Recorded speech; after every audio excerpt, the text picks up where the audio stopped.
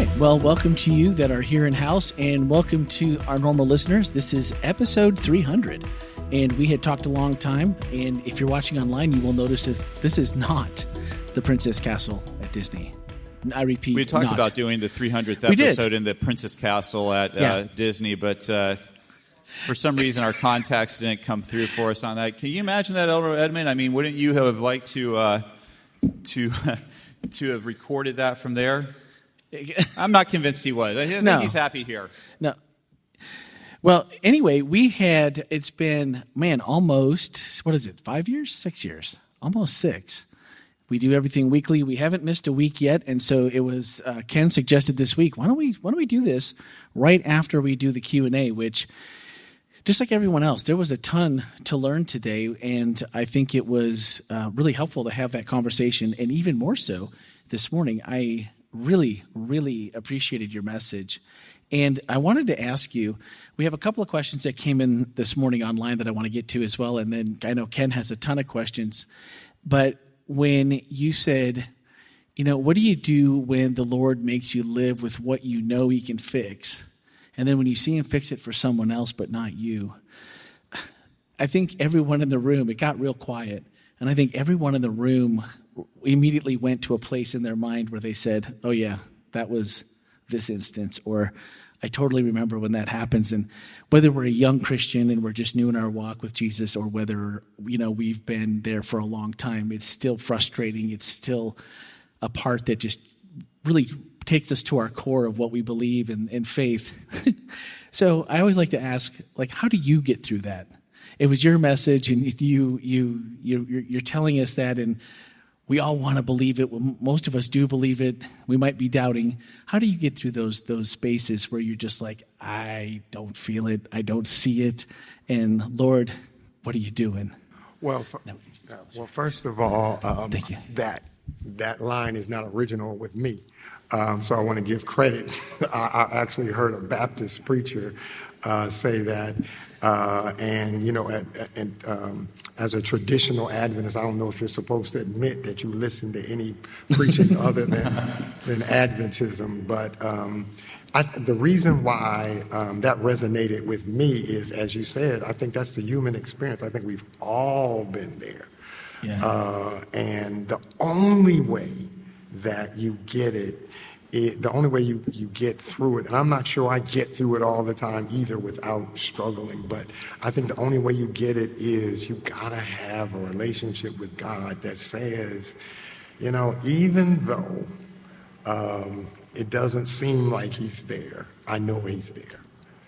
So you gotta have, it all of this boils down to a relationship with God. What does that look like for you? What's your relationship with God that when you get in that spot you say, oh yeah, I know he's here? Is that prayer? Is that you're walking 5 to 10 miles a day. So, are you listening to podcasts all day long? Is it music? Are you talking to God during that time? It's a combination of those things. And I think I think it comes from a place having seen God do it before.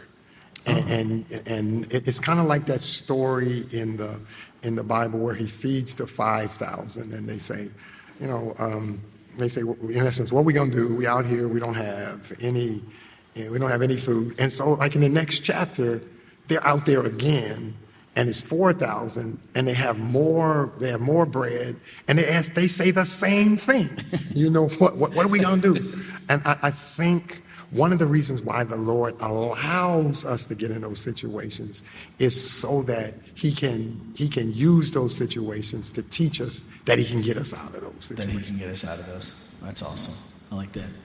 And we had a question come in from one of our, you can hold on to it, from one of our people that ask questions all the time, and her name is Trifina, and she said, God knows and sees his plan. How do we know or see his plan for us? Well, one of the things that I believe is that God does not have any trouble making his will clear to us. Okay. Now sometimes you gotta pray a little bit, and you gotta dig for. But eventually, I mean, God does not sit up in heaven when we're petitioning Him and saying, God, what do I do? God doesn't sit there and say, figure it out. I'm busy right now. He doesn't do that. The problem, at least I've seen in my life and in the lives of people I've ministered to, isn't that God doesn't reveal Himself. It's that we don't always like the revelation. He says, this is the way, and I don't want to go that way. So, and that's the challenge of conversion. The reality is, the closer that we get to God, the more He's going to say, you need to change that. You need to fix that. You need to, the closer we get to God, the more we see we need to change about ourselves. And we don't always want to do that. And so then what happens is one of two things typically happens. We either figure out an excuse that sounds good to us, that justifies us rejecting the revelation that God has given us, or the devil always has somebody that will say, you really don't have to do that. That's not what, God really, it don't take all that. And so, I call them cheerleaders to hell, where people say, yeah, go, Let's hang on to that one, Randy. I know, that's got to come in sometime. So Shay asked us, and maybe this is a good follow-up, can a breakdown be a breakthrough? Can God use a breakdown, or He just totally, like you said, He allows these things, He's allowing these situations to just kind of tear us apart, tear us down, and can that be what makes us break through, so to speak? I'm hesitant to say that God uses that. What I will say is God uses what we make Him use. I tend to think that God would rather.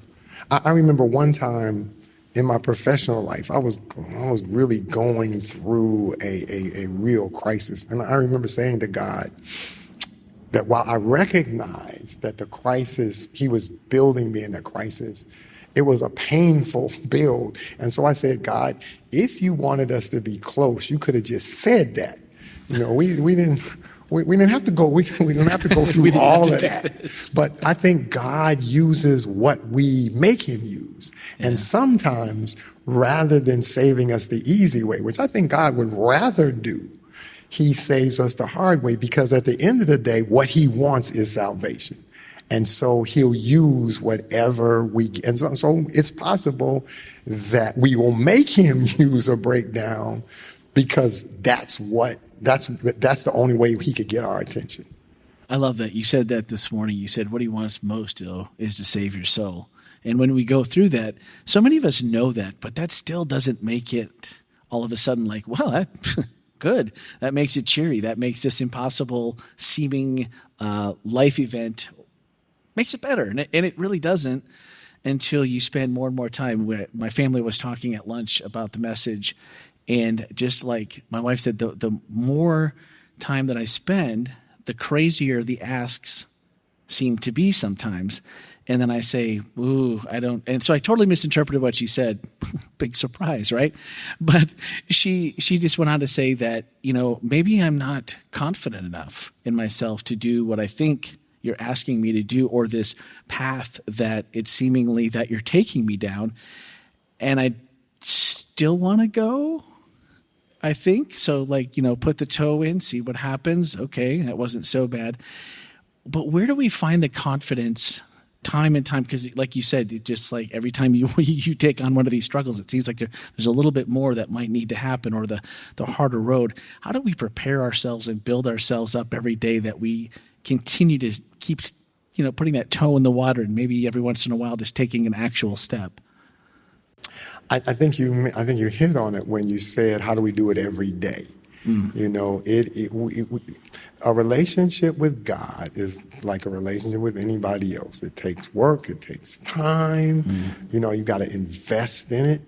But I think that that investment pays off when I remember when I was going through what I was going through professionally, and it took a lot of prayer.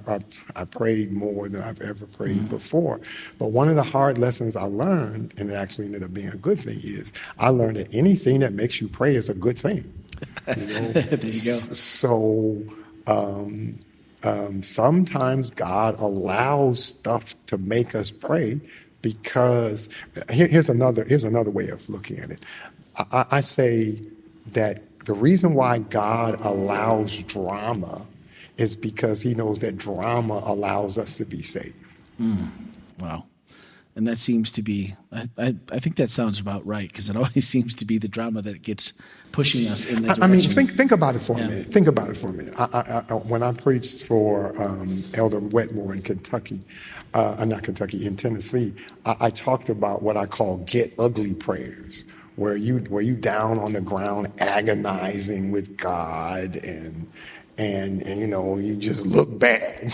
You know, you got your eyes are red and mucus is coming out. No, you just look bad. You look like what you're going through.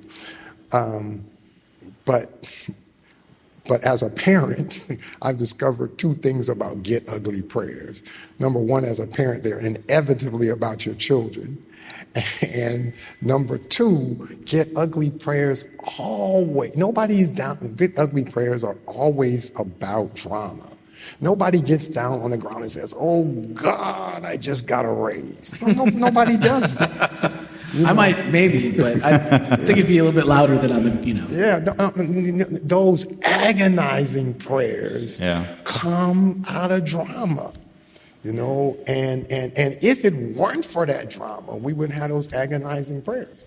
That's awesome. I think anything that pushes us, like you said, back to prayer, back to daily, or just, for me, it's not always easy to just carve out prayer time, but it's easier if you're just having a conversation with God as a friend, just like you would talk, which is weird, honestly, to me. And at first, you feel like, I mean, if someone hears me talking, they're going to think I'm crazy. But just talking out loud really does kind of make God feel like he's in the same room with you sometimes, and you just kind of forget that you're having this conversation, which is probably the weird part. You know, I think that there's a blessing to pain, right? Because a lot of times in my life, I'm not motivated to change until I hurt. You know, it's kind of like you know, with your teeth. If everything's feeling okay and you eat and you don't feel any pain, you're probably not going to go see the dentist, but when you start feeling enough pain, it's time to go. And I think sometimes that God doesn't enjoy pain in our life, and I don't think he likes to see it, but I think oftentimes he will use it to help us make the moves that we need to be making. Absolutely. We have one more from the morning, and this episode is going to be the questions episode, so I apologize for that. Usually we have a little more dialogue, but I think we have a ton of really good questions that came today, and I want to make sure that everyone gets their question answered. And this was from Anonymous. This was from this morning, and they asked, if faith is given to us by God, how would it be possible to not have enough faith to allow God or the Holy Spirit to work? I think of the situation in the Ukraine, and I have a hard time believing the situation is happening because people didn't have enough faith to stop it. Or a friend who died very young. How can it be that God was not able to save her because I didn't have enough faith? Well, I don't think that's true. Now keep in mind that the Bible talks about the mystery of godliness, which means no matter how, and that's the reason why faith, by the way, is so important, because the how God does, why God does what he does. That's what I was trying to say in the sermon this morning. We can't always understand why he does what he does. And then God is even more limited by the fact that he has to speak to us in the language of men. So God is at a disadvantage. Number one, I have a 6-year-old grandson, and the grandparent club is the greatest club in the world. I tell people that grandparents are the reward for being a parent. For having kids. I'm looking forward to it. Oh, it's wonderful. But he's a sweet little boy, and my wife has been his babysitter up until he went off to school. And the good thing is he's obedient. So I say, Jaden, I need you to do X. And he always does it. But even if I explained to him why I needed him, he wouldn't understand it. Yeah.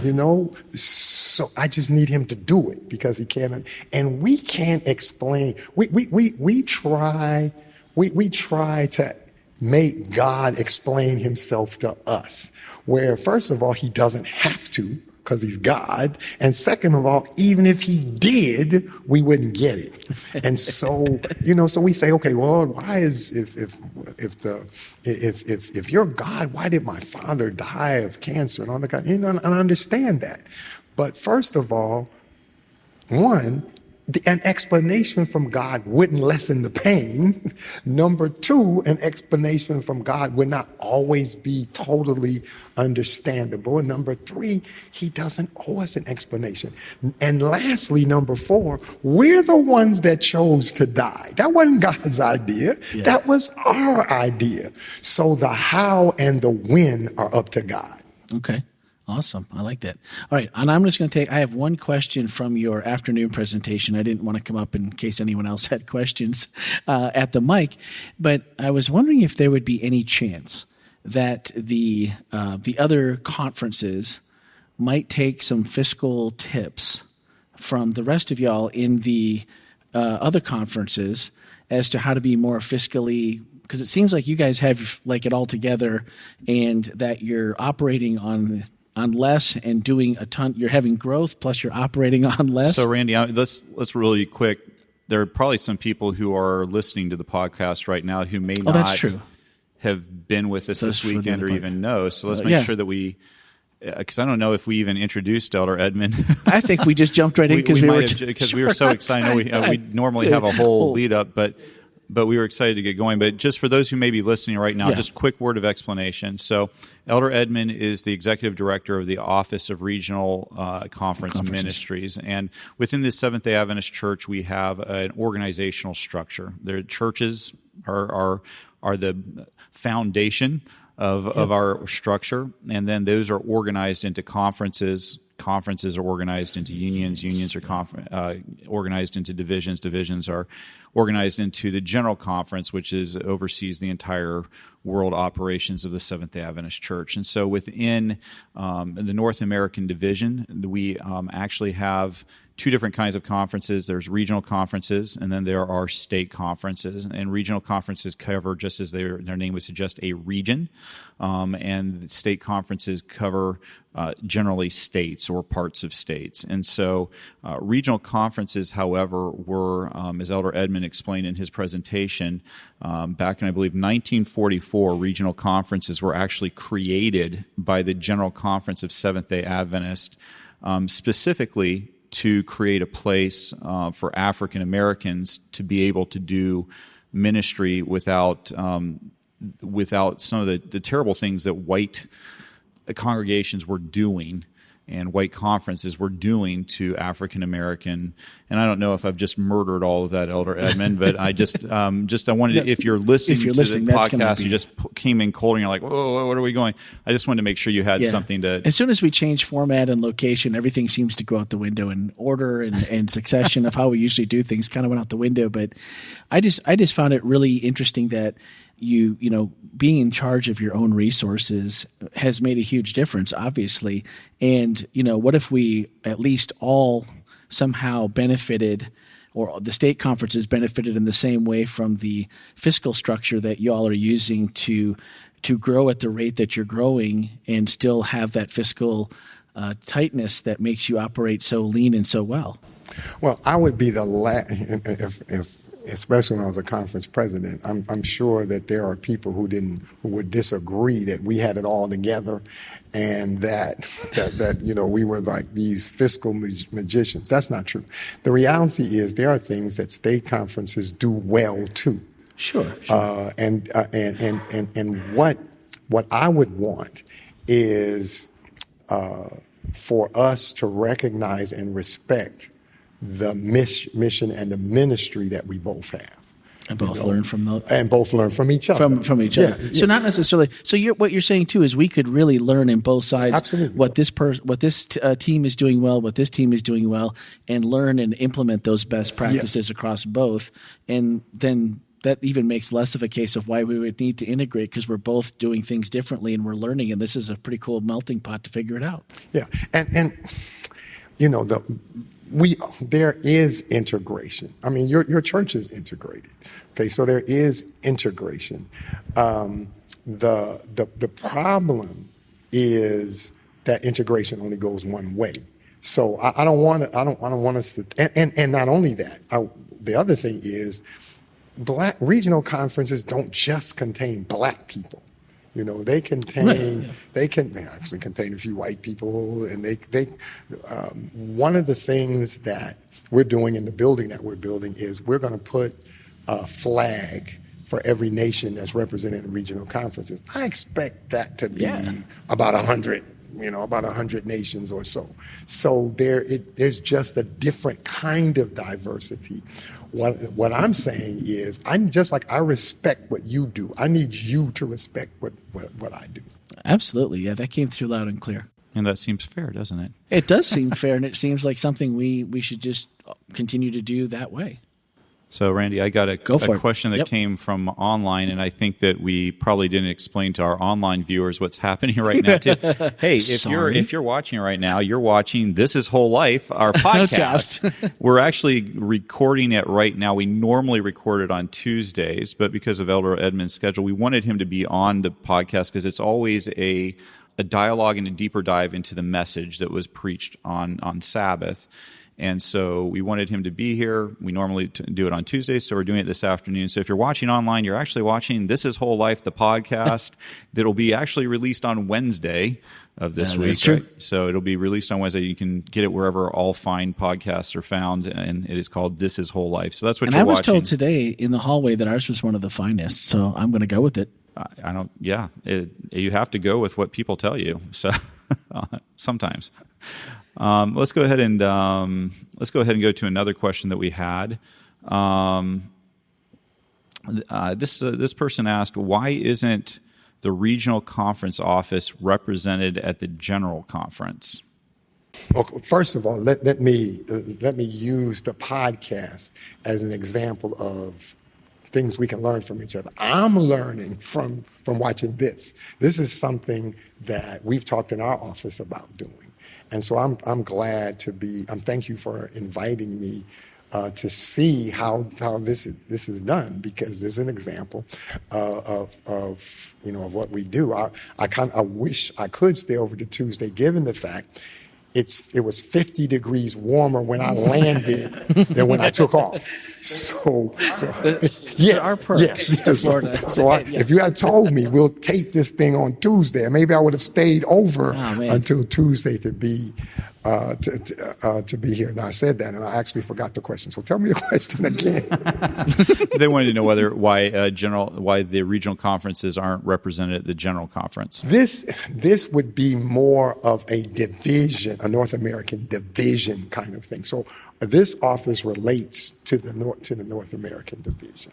So it would not fall under the general conference. So does your office actually have representation at the North American division? What we do is, by policy, the North American. We just met with the North American division officers at our officers meeting. So by policy, they meet with the regional conference leaders twice a year. By policy, a certain percentage of the GC delegation on the nominating committee is made up of people from regional conferences. So our relationship is directly with the NAD.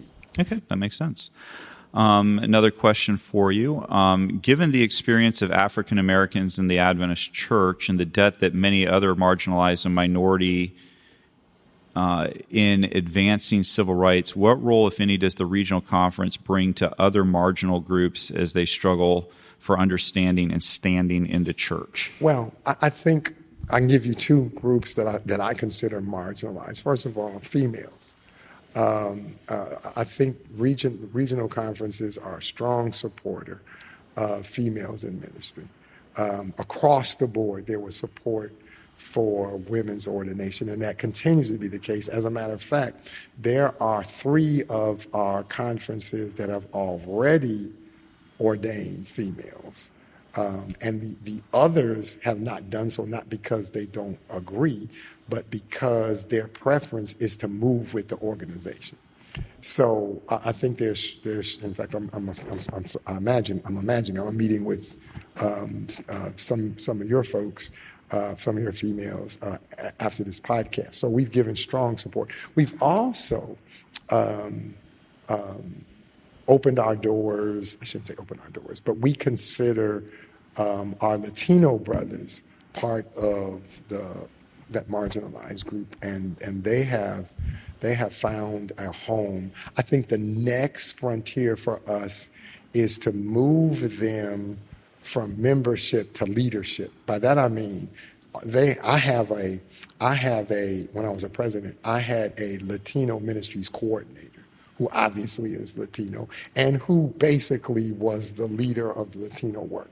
I think the next step is, and we actually called a Latino to be a part of our administration. We called a Latino to be our treasurer. He just turned us down. But I think the next step is to make sure that we've gone from membership to including them in leadership as well. And that also includes our female. Now, the good news on the female side is the majority of our treasurers are female.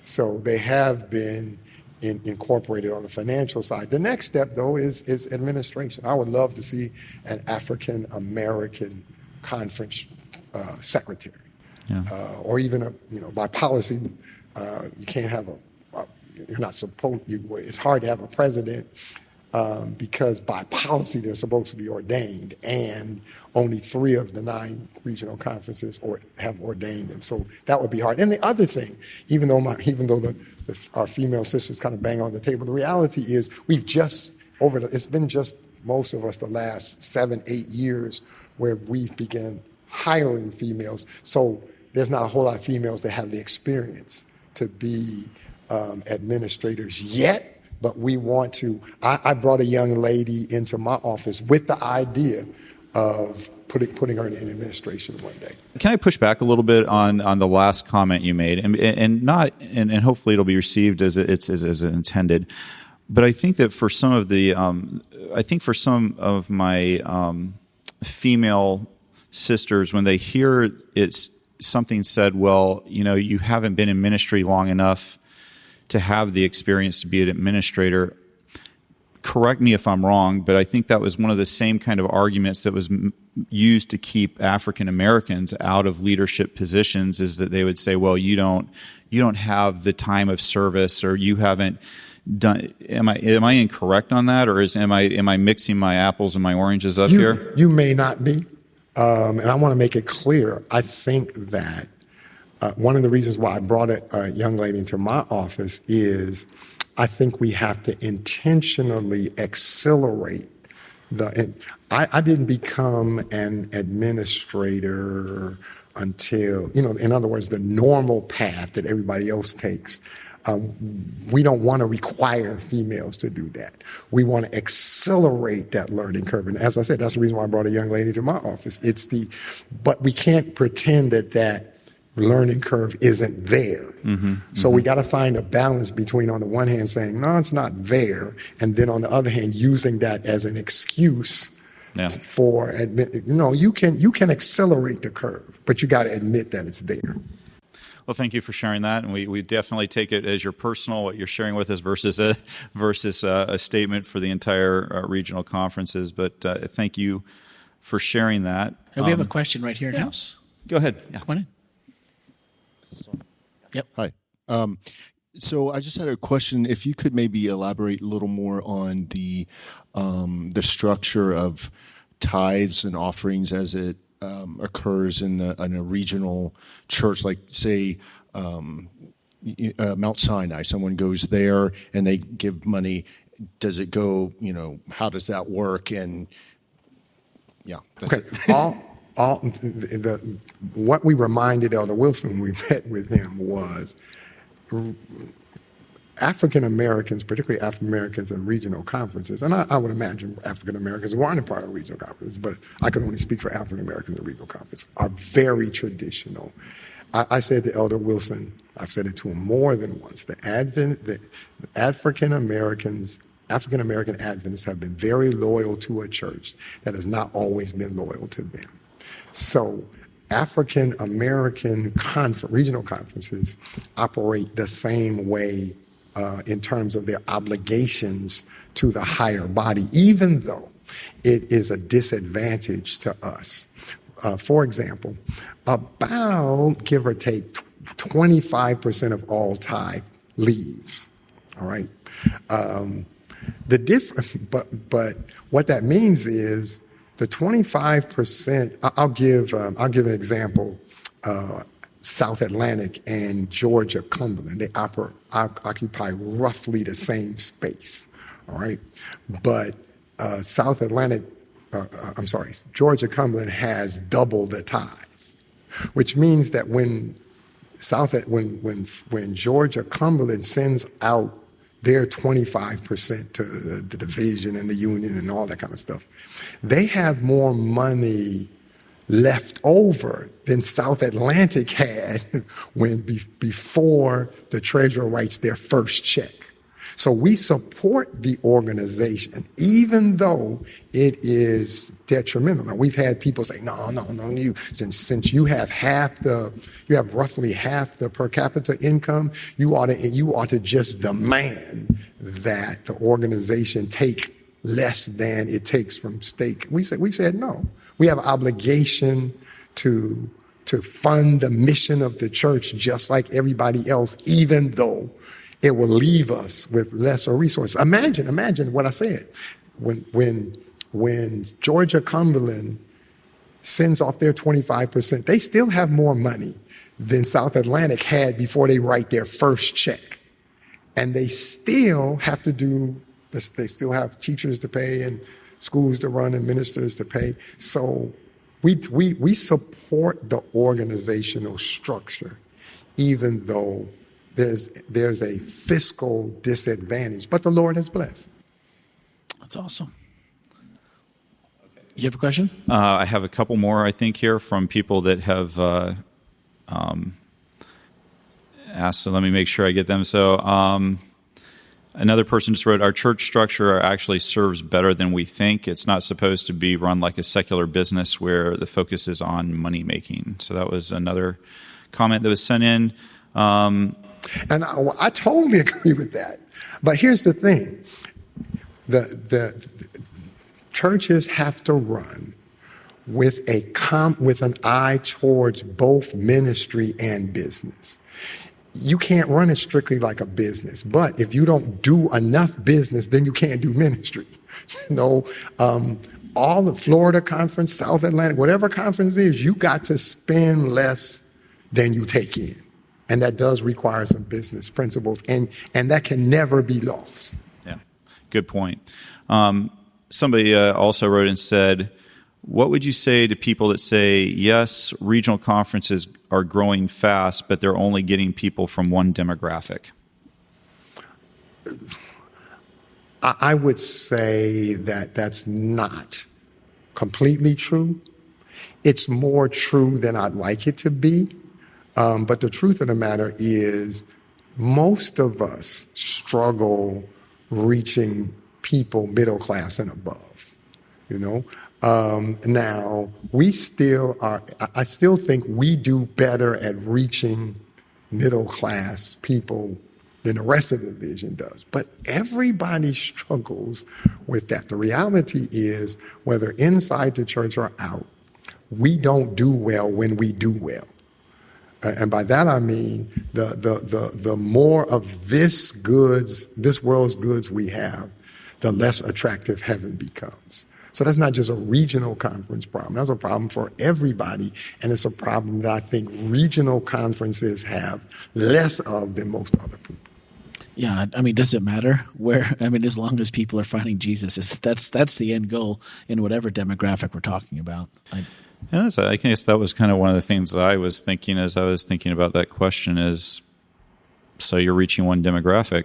Yeah. Good. I think there's all. I mean, we all have our strengths and where we're going to reach. Well, and I don't think that I don't think that the person who wrote that meant to be offensive, but it could be offensive if it assumes that the only people that regional conferences are reaching are poor people, and that's not true. Well, there's a lot of rich conversation here, isn't there? There's a ton, and the one thing that we've learned at WholeLife is Ken never overhypes. So it's true. If Ken says you guys are going to be so excited, you don't know this person, you don't know anything about them, but you're going to love it, and I promise you're going to love it. And every time that happens, he actually over-delivers. And so it's been awesome to have you here all day. My family was blessed. We spent our entire lunchtime talking about the message and how much we enjoyed it and the implications. And when you said, what's in you will not change God's plan for you, you just got to trust me. And that was just something I thought was so easy to remember, so easy to just keep on the tip of your tongue, and such a great way if only we started every morning with that belief as foremost in our head.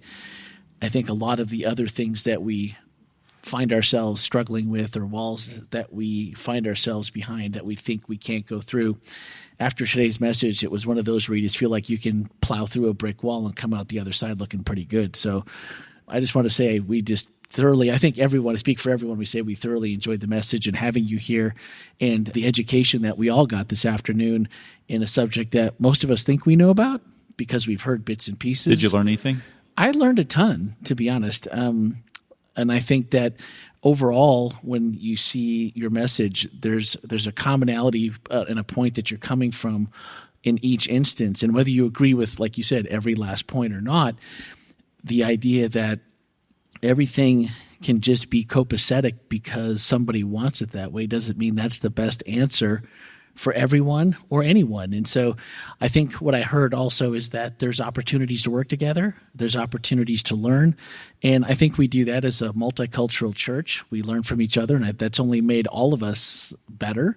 So I hope that, in some way, as you continue to move on and it goes quicker than we think and we find ourselves with more alike than different. Like that would be awesome. Well, it's certainly been a learning experience for me too. I'm watching the clock. The clock is still there? And I think, 607 minutes over time. Yeah, we're in trouble. No, I just, it's something that I